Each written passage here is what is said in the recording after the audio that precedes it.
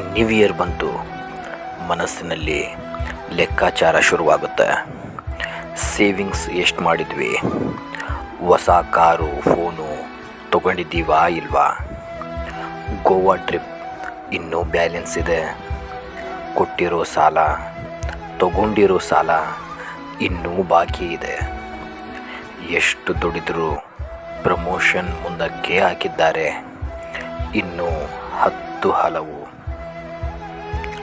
ನಾವು ನಿಜವಾಗ್ಲೂ ಲೆಕ್ಕ ಹಾಕಬೇಕಾಗಿರೋದು ಏನು ಅಂತ ನನಗೆ ಅನಿಸುತ್ತೆ ಅಂದರೆ, ಅಪ್ಪ ಅಮ್ಮನನ್ನು ನಗಿಸಿದ್ದು ನಕ್ಕಿದ್ದು ಎಷ್ಟು ಬಾರಿ ಈ ವರ್ಷ, ಪ್ರೀತಿಸಿದವರು ಎಲ್ಲಿ ಕಳೆದು ಹೋದರು, ಗೆಳೆಯರಿಗೆ ಯಾಕೆ ಸಿಗೋಕ್ಕಾಗ್ತಾ ಇಲ್ಲ, ದೇವರು ಒಳ್ಳೆಯದು ಮಾಡಲಿ ಅಂತ ಯಾರು ಎಷ್ಟು ಆಶೀರ್ವಾದ ಮಾಡಿದರು, ವೀಕೆಂಡ್ನಲ್ಲಿ ನನ್ನ ಜೊತೆ ನಾನು ಮಾತ್ರ ಎಷ್ಟು ಸಾರಿ ಟೈಮ್ ಸ್ಪೆಂಡ್ ಮಾಡಿದೆ, ಹೊಟ್ಟೆ ಉಣ್ಣಾಗುವಷ್ಟು ಈ ವರ್ಷ ಎಷ್ಟು ಸಾರಿ ನಕ್ಕಿದ್ದು.